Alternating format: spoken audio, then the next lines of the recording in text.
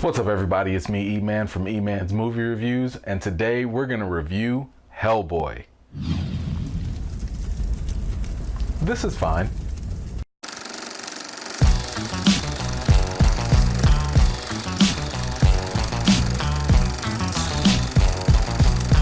Let's get right into a quick intro. An ancient powerful witch is hell-bent on destroying humanity, and the world's only hope is demonic protector, Hellboy. Okay, enough of that, let's get right into the good.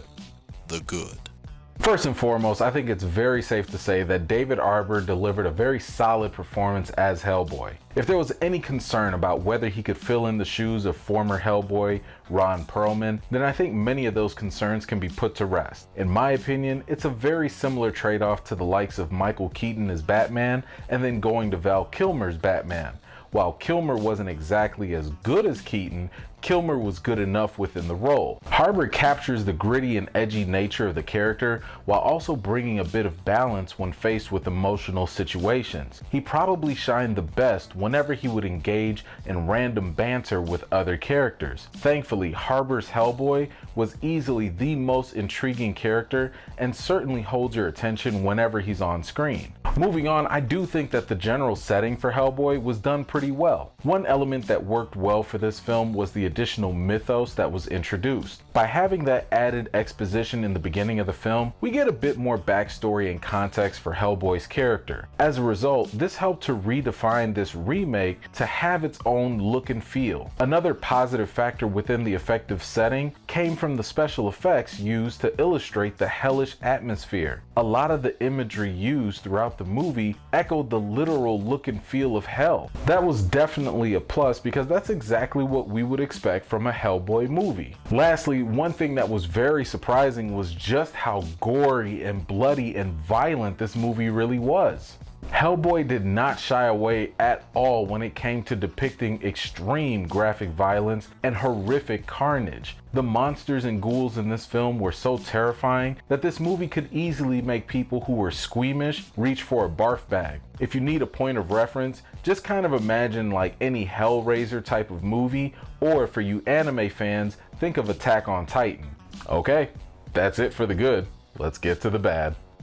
The bad.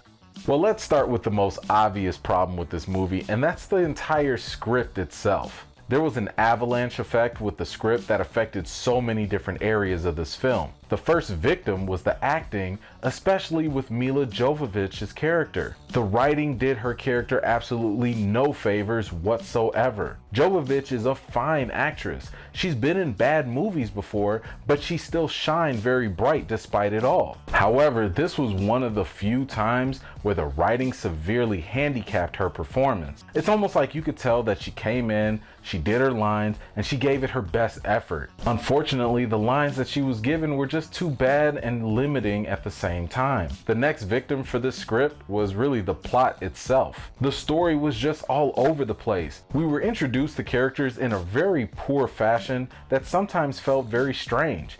It was almost like if a friend brought you to a party and started fraternizing with someone else there, while you stood and watched, and only introduced you to that other person half an hour later into the conversation. That awkward situation without some sort of casual introduction was similar to how we were introduced to characters in this film. Rather than giving us a coherent narrative, we get a bunch of scenes that get followed up by flashbacks, and then we're thrown right back to the present. While this by itself is not a bad writing tactic, it was compounded with unnecessary scenes in the film, and that all made it bad. Speaking of which, this movie was like 30 minutes way too long.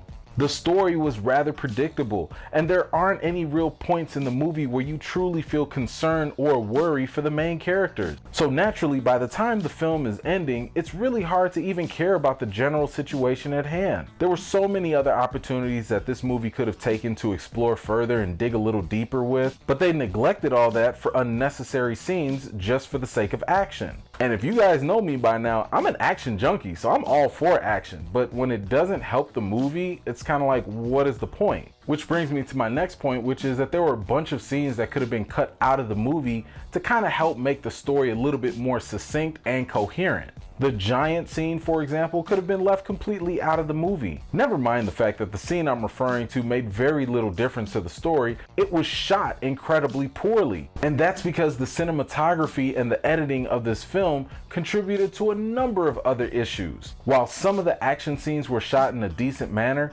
the editing in other scenes started to disrupt the overall tone of the movie. One moment we're in a hellish horror type of film, and the next moment we're in some corny Ghostbusters wannabe type of movie. I mean, there were moments where I was really sitting here thinking like, am I watching a CW TV show from the early 2000s? Like, what is happening here? Which leads me to my very last point, and that's just the fact that the CGI in this movie was really, really bad. It was so bad that one of the main evil creatures looked like Bebop taken directly from the Teenage Mutant Ninja Turtles movie. The crazy thing about this film is that there are actually some pretty good visual effects. However, for as many good visual effects that were in this movie, there are also that many bad ones. Okay, enough of that. Let's get to the reason.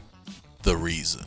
Hellboy is a mixed bag of blood, guts, corny jokes, and a discombobulated plot that just begs for Guillermo del Toro to come back. The sad thing about this film is that it has two things working against it. The first obstacle is the high expectation of being equal or greater than the previous Hellboy movies. The second challenge is just the basic production quality. It essentially stumbles and falls over both of these hurdles. I don't know what was going on with this movie, but it felt like the creatives involved just weren't on the same page. The film showed some real glimpses of good potential, but then it would take a sharp turn in another direction. So when it comes to the rating for Hellboy, I've got to give it a 5 out of 10. Now, as a fan of the previous Hellboy movies, I came into this film with like some high expectations and really just hoping that it would be equal or at least better than the previous film. Unfortunately, this doesn't even compare to the previous Hellboy movies. I wanted so badly to believe that the graphic horror and violence, which I really appreciated, would be enough to keep me engaged in this film. However, after reflecting upon what happened in this movie, it's just not.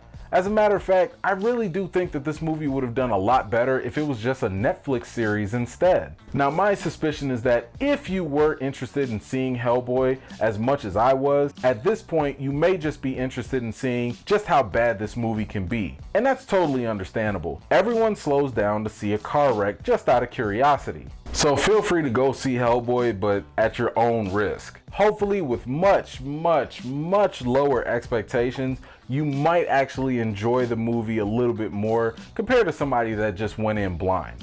Well, that's all I have for today. Thank you so much for joining me. If you have seen Hellboy, what did you think about it? Was it better or worse than the previous movies? Was there anything in there that you really liked or that you really hated? Let me know in the comments down below so we can talk about it. As always, I truly appreciate you guys taking the time to watch my videos. If you're new to my channel, please don't forget to subscribe and give this video a thumbs up if you enjoyed it.